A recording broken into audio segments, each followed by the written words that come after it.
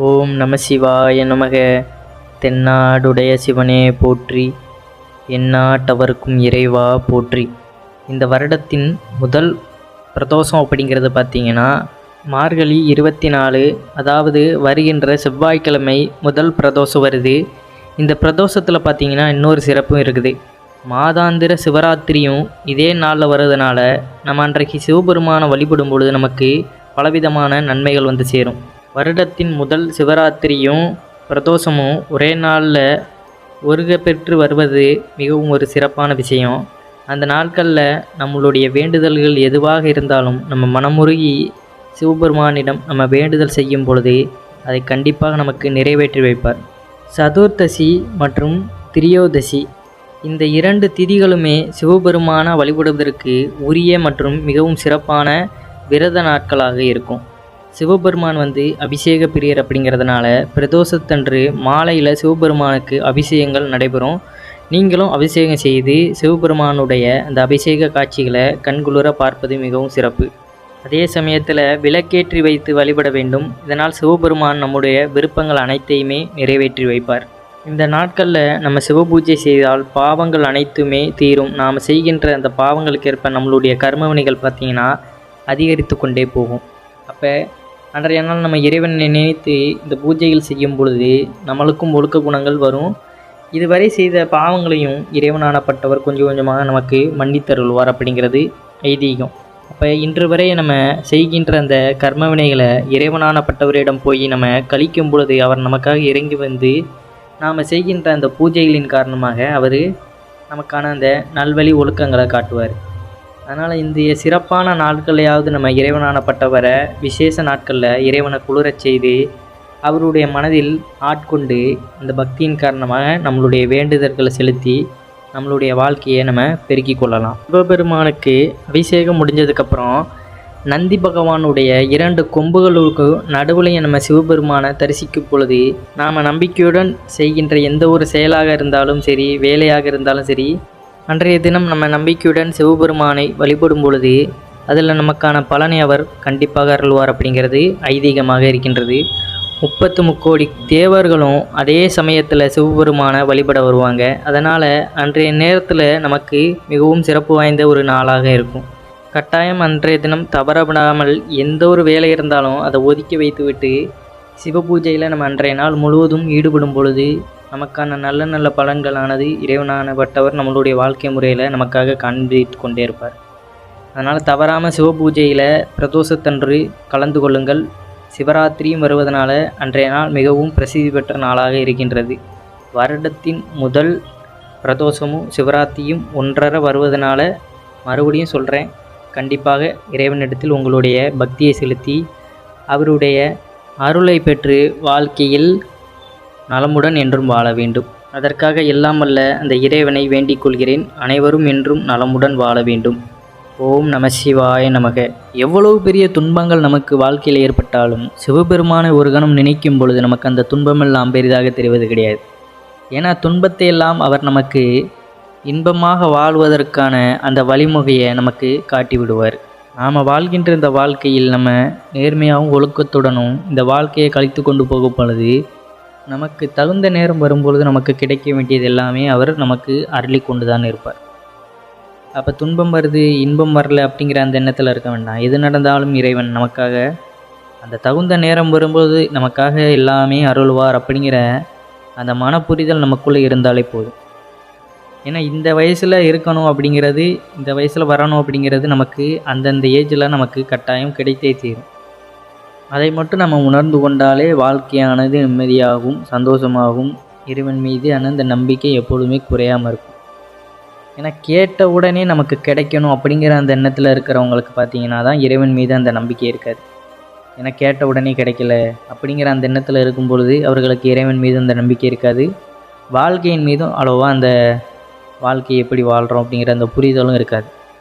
ஏன்னா கேட்டதுமே கிடைக்கணும் அப்படிங்கிற அந்த எண்ணத்தில் நம்ம வாழ்ந்தோம் அப்படிங்கிற பட்சத்தில் அந்த வாழ்க்கையானது நமக்கு நிம்மதியாகவே இருக்காது. இந்த வாழ்க்கையில் எதை முதல்ல நமக்கு வழங்கி இருக்கிறாரோ அதை எப்படி சந்தோஷமாக வாழ்ந்து கொண்டு போகிறோம் அப்படிங்கிறது தான் கணக்கு.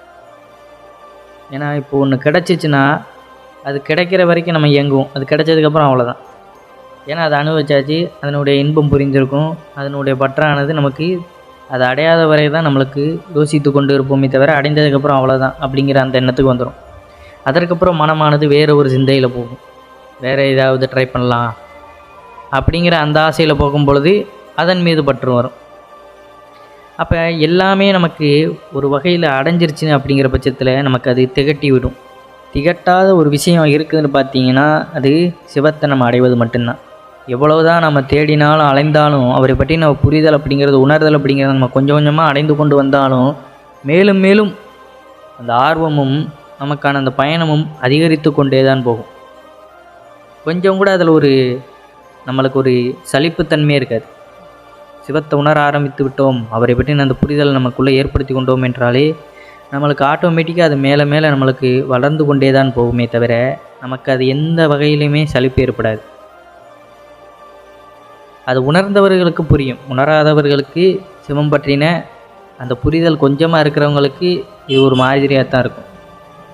ஏன்னா ஆழ் மனதில் நம்ம இறைவனை நினைக்கும் பொழுது தான் நம்ம முழுவதுமாக உணர முடியும். நம்ம ஆங்காங்கே தேடி செல்கிறோம்.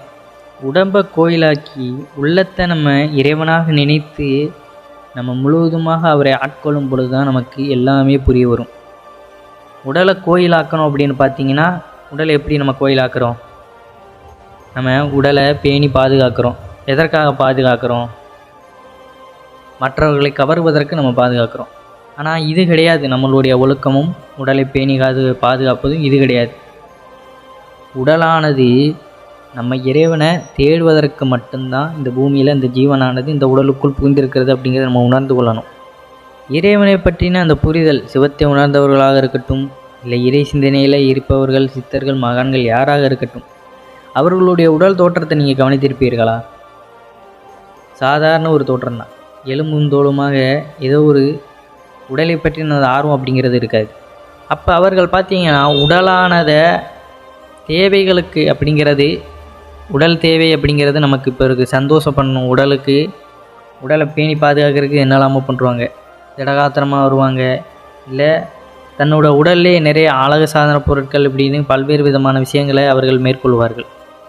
தன்னுடைய தோற்றம் மற்றவர்கள் பார்த்தோன்னே கவரணும் அப்படிங்கிற அந்த எண்ணத்தில். ஆனால் இவர்கள் எல்லாமே உடலானதை பயன்படுத்தினது இறைவனை அடைவதற்கு.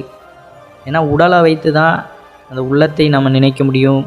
தவம் செய்கிறவர்கள், தியானம் செய்கிறவர்கள் இப்படி எல்லாருமே உடலை ஒரு பொருட்டாக எண்ணிக்கொள்ள மாட்டார்கள். அந்த உடலை வைத்து அந்த ஆன்மாவை உள்ளே இருக்கிற அந்த ஆன்மாவிற்கு தேவையான அந்த பரமாத்மாவை எப்படி தேடணும் அப்படிங்கிற அந்த எண்ணத்தில் அவர்கள் சிவத்தை வழிபட ஆரம்பிப்பார்கள். அப்பேற்பட்டவர்களுக்கு தவமே மேற்கொள்ளும் போது பல ஆயிரம் ஆண்டுகள் தவம் மேற்கொள்கிறாங்கன்னா அவங்க எதனால்? அவர்கள் ஆகாரம் உள்ளனா இறந்துட மாட்டாங்களா? அப்போ அந்த இடத்துல தான் காற்றே உணவனை இறைநிலை அப்படிங்கிறத புரிந்து அந்த நிலைக்கு போனவர்கள் மட்டும்தான் அதை சாதாரணமாக அவர்களால் செய்து பண்ண முடியும். ஏன்னா மற்ற மனிதர்களால் செய்ய முடியாது. அவர்களுக்கு அதை பற்றின அந்த சிந்தையானது இருக்காது. ஒரு இடத்துல தவம் பண்ணணும் அப்படின்னு ஒரு நாள் நம்ம உட்கார முடியுமா? உட்கார முடியாது. ஏன்னா பலவிதமான சிந்தனைகள் நமக்குள்ளே இயலும். எல்லாமே முற்றும் உணர்ந்து அதை துறந்து அதற்கான வழிமுறைகளை பின்பற்றி ஆரம்பத்திலிருந்தே அந்த பக்குவ நிலையானதை நம்ம மென்மேலும் பெருகி கொண்டு வரும்பொழுது தான் அந்த நிலைக்கு நம்ம போக முடியும். இறை சிந்தனையில் நம்ம இருக்கிறோம் அப்படிங்கிற பட்சத்தில் நம்ம இளம் வயதிலிருந்தே நம்ம படிப்படியாக இந்த இறையாற்றலை நமக்குள்ளே தக்க வைத்து கொண்டு வளரும் பொழுது தான் முதுமையிலேயாவது நம்ம அதை முழுவதுமாக அடைய முடியும். ஏன்னா எடுத்த உடனே இறையருள் அப்படிங்கிறது நமக்கு முழுவதுமாக வந்துடுவது கிடையாது. இப்போ பார்த்திங்கன்னா நம்ம நிறைய ஃபோட்டோ பார்க்குறோம். சித்தர்கள் ஃபோட்டோ, வள்ளலார் ஃபோட்டோ பார்க்குறோம், திருவள்ளுவர் ஃபோட்டோ பார்க்குறோம், திருஞான சம்பந்தர் இப்படின்னு நிறைய பேரை நம்ம இன்டர்நெட்டில் பார்த்தாலே வரும். ஆனால் அவர்களுடைய தோற்றம் அது கிடையாது. அது இப்போ உள்ள காலகட்டத்தில் அவர்கள் அந்த டெக்னாலஜி மூலமாக வடிவமைத்த ஃபோட்டோ. ஆனால் அவர்களுடைய உடல் தோற்றம் உண்மையிலே எப்படி இருந்திருக்கும் அப்படின்னு நம்ம யோசித்து பார்த்தா தான் தெரியும். எந்த ஒரு மனிதனுமே ஆன்மீகத்துக்குள்ளே போகும்போது அவனுடைய உடலை அவன் முழுவதுமாக கவனிக்க மாட்டான். அவனுடைய உடல் பற்றின அந்த பற்றே இருக்காது. உடல் ஆசைகளுக்கு அப்படிங்கிறது அந்த இடத்துல அவனுக்கு முழுவதுமாக நீங்கிவிடும். இறைவனை நினைக்கணும், இறையருள் அப்படிங்கிறத தனக்குள்ளே வைத்துக்கொள்ளணும். அந்த பலனிற்காக மட்டும் உடலை பராமரித்து கொண்டு மற்ற நிலை எப்பொழுதுமே அந்த இறை சிந்தனையானதை தனக்குள்ளே தக்க வைத்து கொண்டே வாழ்ந்து கொண்டு இருப்பான். அவர்களை பற்றி நம்ம அறிந்து கொள்ளலாம். ஆனால் அவர்களை மாதிரியான அந்த வாழ்க்கையை நம்மளால் வாழ முடியாது. ஏன்னா அந்த நிலையானது நம்மளால் அடையணும் அப்படின்னு நினைத்தா கூட இப்போ முடியாது. ஏன்னா இப்போ நம்மளுடைய வாழ்க்கையானது அந்த வாழ்க்கையில் நம்ம போகணும்னு நினைத்தா கூட இப்போ நம்ம போகணும்னு நினைத்தா கூட அது முடியாத ஒரு காரியமாக தான் இருக்கும். எதனால்? இப்போ திருமண பந்தத்துக்குள்ளே நுழைந்து விட்டார்கள் என்றால் அவர்களுக்கென்று ஒரு குடும்பம் அப்படிங்கிறது வரும். அவர்களை நம்பி இத்தனை பேர் இருக்காங்க அப்படிங்கிறது வரும். அப்போ திடீர்னு ஒரு மனிதன் அந்த இடத்துல அவர்களுடைய அந்த பராமரிப்பு அப்படிங்கிறத ஒரு பார்த்து கொண்டு இருக்கான். திடீர்னு என்னால் இது முடியலை, நான் இறைவனே கதியின போகிறான்னா அந்த இடத்துல அவனுக்கு அவர்களை நம்பியிருந்த அந்த உயிர்களை அவன் விட்டுவிட்டு போகும்பொழுது அவனுக்கு மென்மேலும் அந்த கர்ம வினைகள் அதிகரித்து கொண்டே தான் போகும். ஏன்னா ஒரு ஆணானப்பட்டவன் ஒரு குடும்பத்திற்கு அவசியமாக இருக்கும் பொழுது அவன் அவர்களை விட்டு போகும் பொழுது அந்த இடத்துல என்ன ஆகிறது? அந்த குடும்பத்தோட நிலையானது சற்று கேள்விக்குறியாக தான் மாறும். அப்போ எதற்கு இதெல்லாம் சொல்கிறீங்க அப்படின்னு கேட்டிங்கன்னா, இதெல்லாம் நம்ம உணர்ந்து கொள்ளலாம். இதை உணர்ந்து கொள்வதற்கு ஏன்னா நம்மளுடைய வாழ்க்கை முறையானது இப்போ எப்படி இருக்குது? சாதாரணமாக ஒரு வாழ்க்கை, நம்மளுடைய குடும்பம், சொந்த பந்தம் இப்படிங்கிற அந்த வாழ்க்கையில் தான் நம்ம பயணித்து கொண்டிருக்கோம். ஆனால் இதையும் தாண்டி இதெல்லாம் அற்று இறைவன் அப்படிங்கிற ஒருவரே நம்ம நினைத்து கொண்டு வாழ்கின்ற அந்த வாழ்க்கையானது நமக்கு கிடைக்கப்பெறுவது ஒரு மிகவும் அரிதாக தான் இருக்கும். அதற்குள்ளே நம்ம நுழைந்துட்டோம் அப்படிங்கிற பட்சத்தில் அதையே நம்ம முழு கவனமாக நினைத்து அவரே கதியென நம்ம வாழும்பொழுது தான் அந்த முக்தி நிலையானது நமக்கு கிடைக்கப்பெறும். ஏன்னா ஒவ்வொரு மனிதனுக்கும் அந்த முக்தி நிலை அப்படிங்கிறது கிடைப்பது அப்படிங்கிறது அரிதாகத்தான் இருக்கும். அவன் செயல்பட்டு அவனுடைய அந்த கர்ம வினைகளை அவன் கழித்து இனிமேலும் கர்ம வினைகளை சேர்க்காமல் சிவனை பற்றின அந்த புரிதல் தனக்குள்ளே அதிகமாக அவன் தோற்றுவிக்கும் பொழுது தான் அவனுக்கான வாழ்க்கையானதும் புரியும். அவனுடைய நிலையும் அவனுக்கு புரிந்து இந்த பிரபஞ்சம் உலகம் எல்லாத்தையுமே அவன் வழிநடத்துவதற்கான அந்த சிவத்தை அவன் அடைந்து விடுவான். அப்போ பார்த்தீங்கன்னா இவ்வாறான விஷயங்கள் இப்பேற்பட்டவர்கள் வாழ்ந்திருக்கிறார்கள் அப்படிங்கிற பட்சத்தில் அவர்களிடமிருந்து நம்மளும் வந்திருக்கிறோம் அப்படிங்கிற எண்ணத்தில் நம்ம இதெல்லாம் உணர்ந்து கொள்வதனால தப்பு கிடையாது. அந்த முயற்சியில் அந்த வாழ்க்கையில் அந்த ஆன்மீகத்தில் நம்ம போகலைனாலும் அவர்கள் பற்றின அந்த புரிதலாவது நமக்கு இருக்கும் பொழுது ஏதோ ஒரு வகையில் அந்த சிவத்தை உணர்வதற்கு நமக்கு ஒரு வழியாவது கிடைத்திருக்கு அப்படிங்கிறத நம்ம உணர்ந்து கொள்ளலாம். எப்படியெல்லாம் வாழ்ந்திருக்கிறார்கள் அப்படிங்கிறத நம்ம உணர்ந்து கொண்டு இனியும் ஒரு பிறவி வந்தால் நாமளும் இறைவனை நினைத்து அந்த புரிதலில் நம்மளுடைய வாழ்க்கையானது முழுவதுமாக அவரிடம் கொண்டு செல்லணும் அப்படிங்கிறது தான். ஏன்னா அந்த உலகத்தில் மனிதர்கள் அப்படிங்கிறது நம்ம யாரையுமே நம்ப முடியாது. ஒரு கட்டத்தில் அவர்கள் நமக்கு நல்லா பழகினாலும் அவர்களுடைய தேவை அப்படிங்கிறது கண்டிப்பாக இருக்கும். அதனால் இதிலெல்லாம் இருந்து அவர்கள் பிரிந்து சென்று தான் அவர்களுக்கென்று அந்த இறையருள் அப்படிங்கிறத முழுவதுமாக உணர்ந்து சிவத்தை அடைந்து இந்த பிறவி பிணியிலிருந்து முழுவதுமாக அவர்கள் விடைபெற்று முக்தி நிலையை பெற்றிருக்கிறார்கள். அப்போ இந்த விஷயங்களை நம்ம அறிந்து கொள்வதனால சிவத்தை பற்றின அந்த கொஞ்சமாவது புரிதல் நமக்கு தெரிய வரும். அதை புரிந்து கொண்டு இந்த வாழ்க்கையில் செயல்படும் பொழுது நம்மளுக்கு இந்த ஒழுக்கம் கர்ம வினைகள் எல்லாமே நம்ம வாழ்க்கையில் ஒரு அங்கமாக இருக்கும்.